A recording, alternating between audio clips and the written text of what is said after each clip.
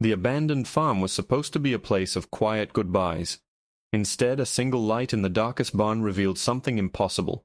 My dead grandfather, with a chilling message carved just for me.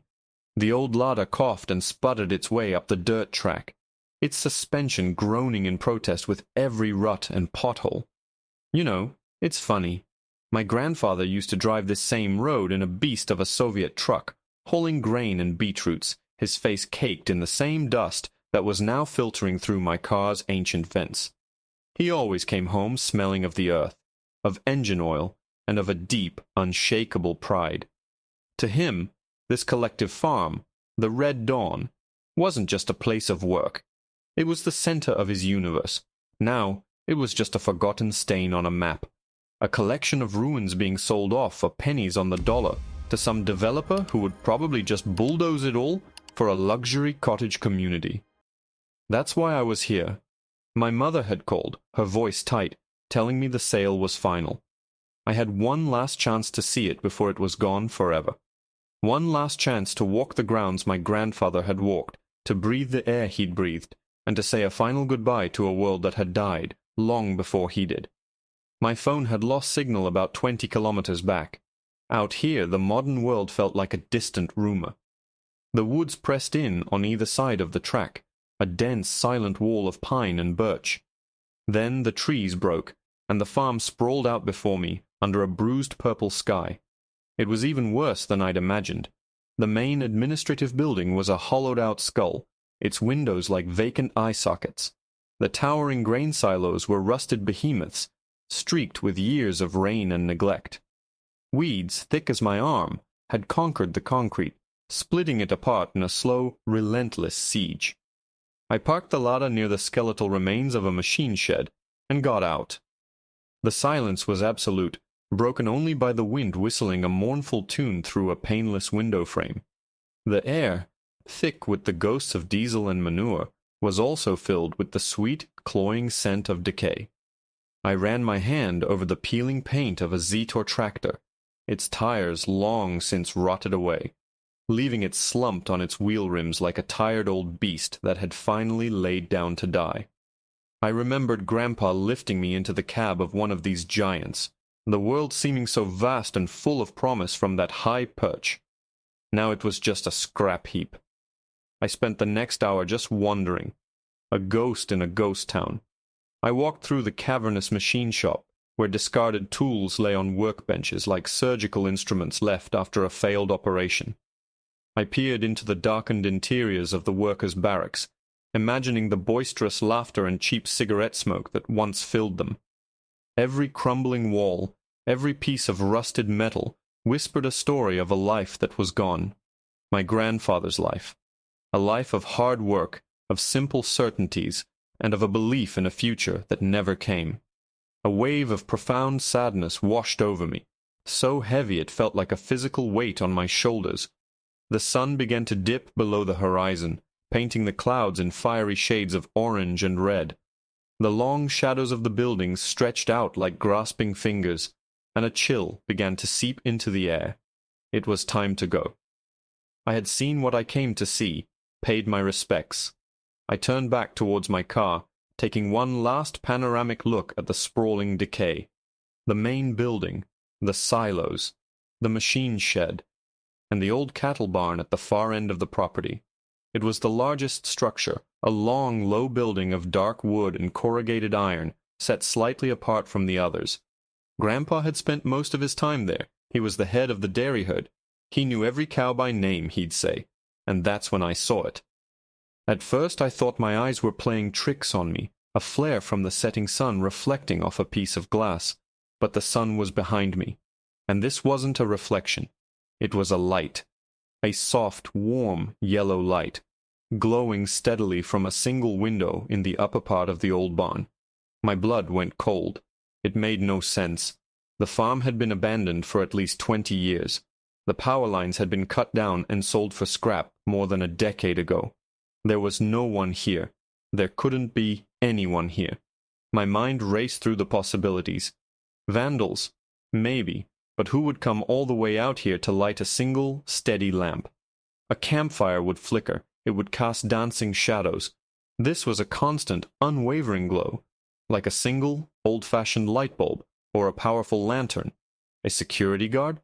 No, the land was worthless until the sale. The company wouldn't pay for a guard to watch over ruins. Besides, I hadn't seen another vehicle, hadn't heard a single sound of human activity. I was completely, utterly alone, or at least I had been until now. Against every screaming instinct in my body, I started walking towards the barn. My curiosity was a physical thing, a hook in my gut, pulling me forward. The rational part of my brain was screaming at me to get in my car and drive away as fast as the old Lada could manage. But I couldn't. This was my grandfather's barn. Something was happening inside it, and I had to know what. My footsteps sounded unnervingly loud on the gravel-strewn path. The sun had vanished now, and the world was bathed in a deep, inky twilight. The only points of light were the sliver of a new moon, the first pale stars, and that impossible steady glow from the barn window. As I got closer, the sheer size of the building became intimidating. It loomed over me, a dark leviathan against the dying sky. Its massive double doors were at the front, big enough to drive a truck through. One of them was slightly ajar, a blacker slice of darkness in the gloom. The light wasn't coming from the main floor. It was coming from the hayloft above. I could see the rough-hewn boards of the window frame, the faint outline of cobwebs, but the light itself was solid, unwavering. I reached the massive doors, my heart hammering against my ribs like a trapped bird. I could smell the old familiar scent of dry hay and livestock, a scent that instantly transported me back to my childhood. But underneath it, there was something else, a faint, coppery, almost metallic tang in the air. My hand trembled as I reached for the edge of the heavy wooden door. It felt cold, damp. I paused, listening. The wind had died down. The world was utterly still. All I could hear was the blood roaring in my ears. I told myself it was just another explorer, a photographer like me, maybe someone who had set up a battery-powered lamp. It was a stupid, irrational thought, but it was the only thing keeping my legs from turning and running. Taking a deep, shuddering breath, I pushed. The door moved with a deafening groan of rusted hinges that echoed across the silent farmyard. The gap widened, and a sliver of that warm yellow light fell across the dusty floor inside. I squeezed through the opening into the vast, cathedral-like space of the barn. Dust motes danced in the single beam of light from my phone's flashlight. The place was empty, a cavern of shadows and memories. In the center of the main floor, a wooden ladder, slick with age, led up to the hayloft, to the source of the light. And that's when I heard it, a sound from above, a soft, rhythmic, scraping noise. Scrape, pause, scrape, pause. It wasn't the sound of an animal scurrying. It was methodical, deliberate. My skin erupted in goosebumps. I slowly, quietly, made my way to the ladder, my flashlight beam trembling. The scraping stopped. Absolute silence descended again, heavier and more menacing than before. I stood at the bottom of the ladder, staring up into the illuminated opening of the loft. Whoever or whatever was up there knew I was here. I had to know. I had to see. I began to climb, the old wood creaking under my weight with every step. My head rose above the level of the loft floor. The warm yellow light was blinding, emanating from a single, bare bulb hanging from a rafter, powered by a thick black cable that snaked away into a dark corner. And in the center of the loft, illuminated by that stark light, was a figure. A man, his back to me, hunched over something on the floor. He was wearing old, patched overalls, just like the ones my grandfather used to wear. The scraping sound started again. He was dragging a heavy-looking metal tool across the wooden floorboards, carving something. My throat was dry. "Hello?" I called out, my voice a pathetic, shaky whisper. The figure froze. The scraping stopped. For a long second he didn't move a muscle. Then, slowly, agonizingly, he began to turn. His movements were stiff, unnatural. He turned his head first, and the light caught his face. It was pale, gaunt, with eyes like dark, empty pits. But it was the face itself that made me gasp, a strangled cry catching in my throat. It was a face I knew from 100 old photographs. A face that had been dead and buried for 15 years. It was my grandfather. He looked right at me, his expression utterly blank, and then he opened his mouth, a dark, gaping hole. No words came out, only a low, guttural rattle, like stones grinding together. And then I saw what he had been scraping into the floor, and my heart didn't just stop it shattered. Carved into the thick ancient floorboards, in crude, deep gouges, were two things: my name, and a date that was exactly 1 week from today. For a frozen second that stretched into an eternity, my brain refused to process what my eyes were seeing. The impossible face of my dead grandfather. The inhuman sound from his throat. And my own name, carved like a tombstone. Then the paralysis broke, and a tidal wave of pure animal terror washed through me. I didn't scream. I didn't even breathe. I just fell. My hand slipped off the top rung of the ladder, and I tumbled backward, hitting the hay-strewn floor with a jarring thud that knocked the wind out of me. The flashlight flew from my hand, its beam cartwheeling crazily across the cavernous darkness before settling on a distant wall. Above me, the rattling sound stopped. I scrambled backward on my hands and heels, kicking up clouds of dust, my eyes locked on the square of light from the hayloft. A silhouette appeared in the opening, the shape of my grandfather, standing there, looking down at me. He didn't move, he didn't make a sound, he just stood and watched. That silent, motionless observation was more terrifying than any scream or chase could ever be. I found my feet, stumbling, my legs feeling like they were made of wet sand. I ran. I burst out of the barn doors, back into the cold night air, gasping, my lungs burning. I didn't look back. I couldn't bear to see if he was still there, a dark statue in a frame of impossible light. I sprinted across the overgrown yard, tripping over discarded pieces of metal, my heart feeling like it was trying to beat its way out of my chest. The larder seemed a kilometer away. Every shadow was a grasping hand. Every rustle of the wind in the weeds was a footstep behind me. I fumbled for the car door, my hands shaking so violently I could barely fit the key in the lock. The click of the mechanism unlocking was the loudest sound in the world. I threw myself inside, slammed the door, and locked it. Only then did I dare to glance in the rearview mirror. The farm was a collection of dark, menacing shapes against the star-dusted sky, and there, in the window of the hayloft, the single, warm light still glowed, unwavering, unblinking, watching. The key trembled in the ignition. I twisted it. The engine gave a pathetic, grinding whir. No, no, no, no, not now. Please. My mind was screaming. I could feel those hollow eyes on me from across the yard. I tried again. The engine coughed, sputtered, and died. It felt like the car was having a heart attack. On the third try, with a roar of protest and a belch of black smoke, the engine caught. I slammed the gear stick into first, stomped on the accelerator, and the old Lada shot forward, tires spinning in the dirt before finding purchase. I wrenched the wheel, turning the car in a frantic, skidding arc, and sped back down the track I had so peacefully driven up just a few hours before. I drove like a madman, the car bouncing and rattling, the headlights cutting a frantic path through the oppressive darkness of the woods. I didn't slow down. I didn't dare. The image of that face, that carving, was burned onto the inside of my eyelids. Every time I blinked, I saw it. My name. That date. It wasn't until I hit the paved asphalt of the main road and saw the distant glow of a small town that I allowed myself to ease my foot off the accelerator. My knuckles were white on the steering wheel, and I was drenched in a cold sweat. I pulled over to the side of the road, the engine idling roughly, and just sat there, shaking, trying to make my lungs work properly. I fumbled for my phone. A single, weak bar of signal. It was enough. I scrolled through my contacts, my thumb hovering over my mother's name. What could I possibly say? "Hello, Mom. I just saw Grandpa's ghost at the old farm, and he told me I'm going to die next week." She'd think I was insane. She'd have me committed, but who else could I call? The police? They'd laugh me out of the station. I pressed the call button before I could change my mind. It rang once, twice, and then her voice came through, warm and laced with sleep. "Misha, is everything all right? It's so late."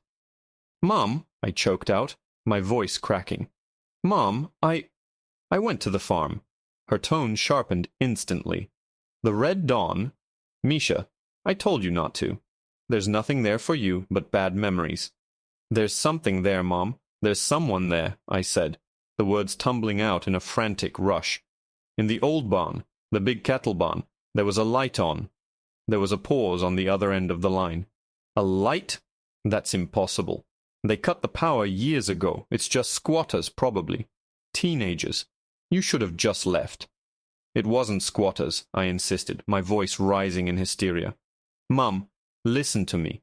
I went inside. I went up to the hayloft. There was a man there." I took a shuddering breath. "Mom, it looked like Grandpa." The silence that followed was heavy, profound. I could hear her breathing a little too quickly. When she finally spoke, her voice was strained, brittle. "Mikhail, that's not funny. You're tired. You're upset about them selling the land. Your mind is playing tricks on you." "It wasn't a trick. He was there, and he was carving something into the floor." I squeezed my eyes shut, seeing the crude letters again. "He carved my name, Mom. He carved my name and a date. Next Tuesday." I said it. I said the insane words out loud, and hearing them in the confines of my car made them feel even more terrifyingly real. I expected her to argue, to tell me I was losing my mind, to demand I come home immediately. But she didn't. She just went quiet again. It was a different kind of quiet this time. It wasn't disbelief. It was fear. "Mom? Are you there?" "The hayloft," she whispered, her voice barely audible. "He was in the hayloft." "Yes, with a light and a tool, and he looked right at me." "Misha," she said, her voice dropping lower, taking on a strange, urgent quality I had never heard before. "What else did you see? Did he say anything?" "No, he just made this sound, this awful rattling sound, and he just watched me run." I heard her take a deep, shaky breath, as if steeling herself. "Your grandfather, before he died, the last few years, he was not himself. He became obsessed with that barn. He'd talk about it in his sleep, about a promise he'd made there, a debt he had to pay." "A debt? What are you talking about?" My head was spinning. This wasn't making any sense. "I don't know. He would never tell me or your grandmother. He just got quiet, distant. He spent hours in his workshop, tinkering with things, building something. He said it was for when the time came. He said he had to keep the light on." Her voice broke on the last few words. "We all thought he was just losing his mind with old age. But he was terrified of something. A cold dread, deeper and more profound than the fear I'd felt in the barn, began to creep into my veins. This wasn't a random haunting. This was something else, something tied to my family, to my grandfather. "Mom, what did he build? What was he talking about?" "Misha, listen to me very carefully," she said, her voice now a sharp, commanding whisper. "In the attic, in my house, there's an old green metal box. It was his. After the funeral, I found a note taped to it. It just said, 'For Misha,' when he asks about the barn. I never opened it. I was afraid to. Misha, I think you need to come here. I think you need to open that box." The 2-hour drive to my mother's house was the longest of my life. I didn't turn on the radio. I couldn't bear the thought of any sound other than the engine and the rush of the wind.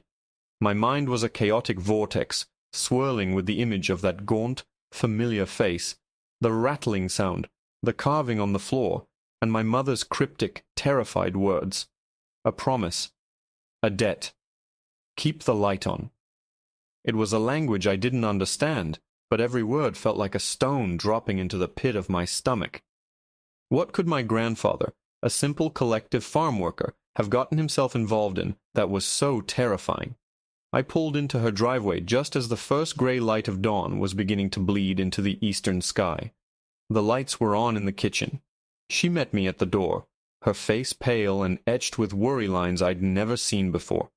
She didn't hug me, she just grabbed my arm, her grip surprisingly strong, and pulled me inside.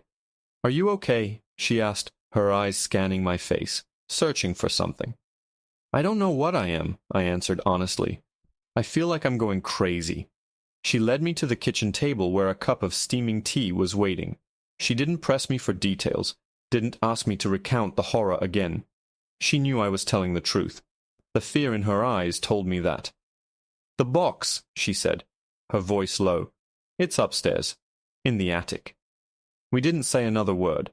She led the way up the creaking staircase to the small landing, then pulled down the folding ladder to the attic. The air that wafted down was thick with the scent of old wood, dust, and forgotten things. She handed me a flashlight. "It's in the far corner," she whispered, "behind your old school things." Climbing into the attic was like stepping into a mausoleum of my own past. Dust-sheeted furniture loomed like sleeping giants. Cardboard boxes sagged under the weight of years. I navigated the treacherous landscape of memory, my flashlight beam cutting through the gloom, until I saw it. Tucked away in the corner, just as she'd said, was a heavy, military green metal box, the kind used for ammunition or important equipment. It was sealed with two sturdy latches. Taped to the lid was a yellowed folded piece of paper. My name, Misha, was written on it in my grandfather's spidery, Cyrillic handwriting. My hands trembled as I took the box. It was heavy, far heavier than I expected.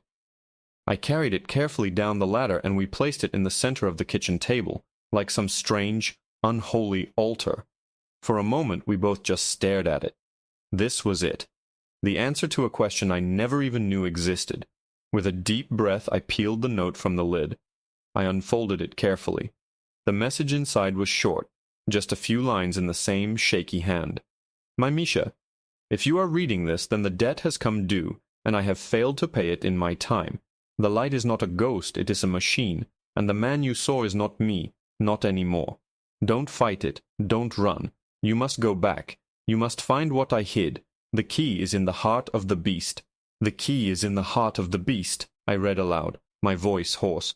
"What does that even mean? A machine? Mom, what is this?" She shook her head, her eyes wide with a mixture of fear and confusion. "I don't know. He was always talking in riddles those last years." I turned my attention back to the box. I flicked open the latches. They sprang back with a loud metallic snap that made both of us jump. I lifted the heavy lid. Inside, nestled in a bed of yellowed, oil-stained foam padding, was not a weapon, or money, or old documents. It was a collection of bizarre handmade objects. The largest was a strange-looking device made of copper coils, vacuum tubes, and what looked like parts cannibalized from an old radio. A tangle of wires led from it to a leather-strapped headset with two brass discs where the earpieces should be. Next to it was a thick, leather-bound journal, its pages filled with my grandfather's cramped handwriting and complex hand-drawn diagrams that looked like a cross between engineering blueprints and alchemical symbols. There were also several small, carefully labeled glass jars containing things I couldn't identify, dried herbs, strange metallic powders, and a dark, viscous liquid. And in a specially cut compartment there was a single, old-fashioned silver key. Not a house key, but a large, ornate skeleton key, the kind for an old chest or a heavy, ancient door. I picked up the journal. It felt cold to the touch. I opened it to a random page. The diagrams were bewildering, showing energy fields and overlapping circles, with notes scribbled in the margins. Words jumped out at me. Resonance, frequency, the veil, the echo. It was the journal of a madman, or a genius. "What is all this?" my mother whispered, staring at the strange device. "He said it was a machine," I said, my mind racing. "A machine that keeps a light on." I flipped through the journal, my eyes scanning the frantic script. I was looking for anything about a debt, a promise. Then I found it. A chapter heading, underlined 3 times. The Kolchak contract. My blood ran cold. Kolchak. Admiral Kolchak, the leader of the White Army during the Russian Civil War. A historical figure, executed a century ago. What could my grandfather possibly have to do with him? I began to read, my voice a shaky whisper. The journal told a story that was utterly insane. According to my grandfather, during the war, his own grandfather, my great-great-grandfather, was a simple farmer who stumbled upon something in these very woods. Not Kolchak himself, but one of his lieutenants, fleeing the advancing Red Army. The officer was wounded, dying. He was transporting something of immense value, something the admiral had acquired from a mysterious source in the east. Not gold, not jewels, but an artifact, something ancient, not of human origin, that was said to have power over time and life itself. The officer made a deal with my ancestor. Hide the artifact, protect it, and in return the officer promised his family generations of prosperity and protection from harm. A magical pact, sealed in blood. My family was to be the artifact's guardian. But there was a price. The artifact had a presence, an echo. It tethered the guardian to the land, and upon their death it would claim a small part of their soul to act as a physical warden, a spectral watchman. This was the debt. A member of our family had to stand guard, forever. According to the journal, my grandfather had spent his entire life trying to find a way to break the contract. He believed the strange machine he'd built could interfere with the artifact's energy, suppress the echo, and free his soul. He had hidden the artifact itself somewhere on the farm. "The heart of the beast," I whispered, looking at my mom. My mind flashed to the farm, the rusted tractors, the grain silos. The Zetor tractor I had touched slumped on its wheel rims like a tired old beast. The tractor. The one near the machine shed. "This is insane," my mother breathed, her hand over her mouth. "This is a fairy tale." "Is it?" I demanded, holding up the journal. "Then what is this? What did I see last night?" He said, "The man you saw is not me, not anymore. Mom, that thing in the barn, it's the echo, the warden. It's a piece of my grandfather's soul, trapped there by this contract." And then, the most terrifying piece of the puzzle clicked into place. My name, the date. The contract wasn't just for the guardian. It named the next guardian. It was a line of succession. My grandfather had failed to break the curse, and now it was my turn. The date he had carved wasn't a death sentence. It was an appointment, the day the artifact would claim me as its new warden. I frantically flipped to the last few pages of the journal. The writing was almost illegible, the desperate scribbles of a man running out of time. He wrote about a final attempt, a ritual. It required the machine, the key, and the artifact itself. He had planned to perform it, to sever the connection for good, but he had died of a sudden heart attack before he could. His last entry was chilling. The echo is growing stronger. It calls to me. It wears my face, but it is empty. A hollow man to guard a hollow promise. If I fail, Misha must finish my work. He must take the key to the heart of the beast, retrieve the artifact, and bring them both to the barn on the appointed day. He must use the machine to disrupt the echo's frequency. But be warned, the echo will not give up its charge easily. It will protect the artifact. It will protect the contract. It cannot leave the barn, but its influence can bleed out. It can change things, bend reality just a little. It will try to stop him before he even begins. Just as I read the final sentence, a loud crash echoed from the living room. We both jumped, startled. My mother rushed out of the kitchen. I was right behind her. On the floor, shattered into a dozen pieces, was a framed photograph from the mantelpiece. It was my favorite picture of my grandfather and me, taken when I was a boy, sitting on his lap in the cab of that old Zetor tractor. But that wasn't what made my breath catch in my throat. Lying amongst the shards of glass was the photograph itself. It was creased and faded, but the image was clear, except for one horrifying detail. My grandfather was still there, smiling his warm, familiar smile. But the space on his lap, where I had been sitting just a moment ago, was empty. I stared at the altered photograph, a cold, chemical dread seeping into my marrow.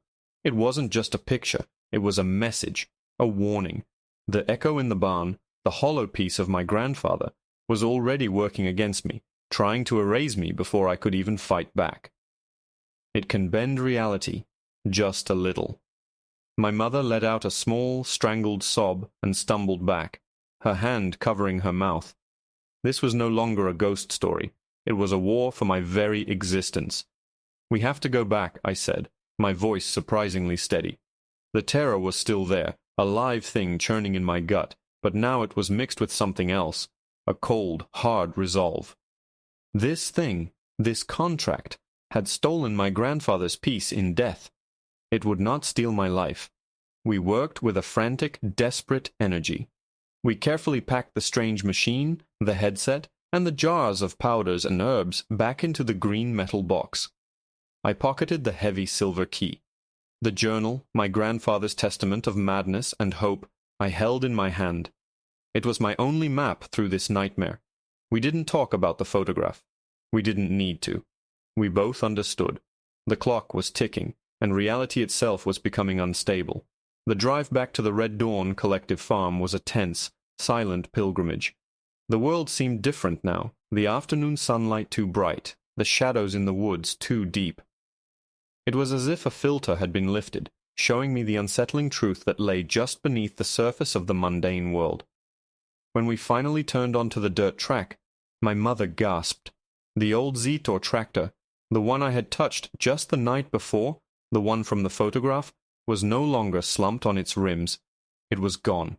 In its place was just a dark, oily patch on the weed-choked ground. "It knows," my mother whispered. "It knows we're coming." "He wrote that it can't leave the barn," I said, trying to reassure myself as much as her. "But its influence can bleed out." The tractor hadn't physically moved. The echo had simply altered our perception, our memory, trying to throw us off, to make us doubt the journal. But I remembered the rusted metal under my hand. I knew where it was supposed to be. I parked the Lada in the same spot as before. The farm was just as silent, just as desolate, but now the emptiness felt charged, watchful. I looked towards the barn. There was no light in the window, not yet. It was waiting for nightfall, waiting for the appointment. "The heart of the beast," I muttered, walking over to the empty patch of ground. According to the journal, my grandfather had hollowed out a section of the tractor's engine block to hide the artifact. He'd chosen it because the sheer mass of iron and steel would help dampen its energy, shielding it from the echo's senses. The echo couldn't find it, but it knew it was nearby, and it was trying to hide the hiding place itself. "Help me," I said to my mother. We began to search the ground, pushing aside the thick weeds. My foot hit something hard. It was a corner of a heavy steel plate, covered in dirt and grass. Together we heaved it aside, revealing a small dark hole. I reached inside, my fingers closing around a heavy, cloth-wrapped bundle. I pulled it out. It was surprisingly heavy, wrapped in layers of oilcloth and tied with thick twine. My hands shook as I unwrapped it. The artifact wasn't what I expected. It wasn't a glowing crystal or an ornate statuette. It was a simple, palm-sized dodecahedron, a 12-sided object made of a smooth, black, non-metallic material that felt strangely warm to the touch. It seemed to drink the light, its facets showing no reflections. Holding it felt odd. My thoughts felt clearer, sharper, but there was also a faint, high-pitched hum at the edge of my hearing, a sense of immense, dormant power. This was what had shackled my family for a century. As the sun began to set, casting long, bloody streaks across the sky, we carried our strange cargo, the metal box, the artifact, to the great barn. The massive door was still slightly ajar. As we stepped inside, the temperature dropped noticeably. The air was thick, heavy, and carried that same faint, coppery tang I'd noticed before. The barn was a pit of shadows, waiting. "According to the journal," I said, my voice echoing in the vast space, "the echo is tied to the physical structure of the barn. He built the machine to create a counter-frequency, a resonance that should disrupt its connection, even for just a few minutes. That's our window." Ice. We set up the machine on the dusty floor, directly beneath the hayloft. I opened the journal to the last section, the instructions for the ritual. The diagrams were complex, but my grandfather's notes were surprisingly clear. I attached the wires to the headset. I took the jars, and following his drawings, poured the powders into a circle on the floor around the machine. One was iron filings, another was salt, but the third was a fine gray powder I didn't recognize. The journal called it ground river stone from a place of memory. As dusk deepened into true night, the soft yellow light flickered on in the hayloft above. A cold dread washed over me, but I pushed it down. It was time. My mother stood back, her face a pale mask of fear in the gloom, clutching a heavy iron wrench from the Lada's toolkit. My grandfather had written that the echo was spectral, but the machine would make it vulnerable for a time. When I put on the headset, the machine will activate, I told her, my heart hammering. He writes that the echo will be forced to manifest fully. It will fight. You have to be ready. She just nodded, her knuckles white on the wrench. I placed the black dodecahedron in the center of the circle of powders. I took the old silver key in my hand. The last instruction was the most cryptic. The contract must be unlocked. The echo is the lock, the artifact is the power, but the key is the intent. I didn't fully understand, but I knew what I had to do. Taking a final, ragged breath, I placed the strange brass disc headset over my ears. The moment I did, a deafening wave of static and whispers flooded my mind. The machine hummed to life, its vacuum tubes glowing with an eerie orange light. The single bulb in the hayloft above us flickered violently, then brightened, casting stark, dancing shadows all around us. And then he descended. Not down the ladder, but through the floor of the hayloft itself, a shimmering, translucent figure that solidified as it reached the ground. It was my grandfather, or the hollow thing wearing his face. His eyes were empty voids, and the low, rattling sound filled the barn. He ignored the machine, ignored me. He moved towards the artifact, his one purpose to protect it. "Now!" I yelled, though the sound was drowned out by the noise in my head. My mother, bless her brave, terrified soul, screamed and charged, swinging the heavy wrench.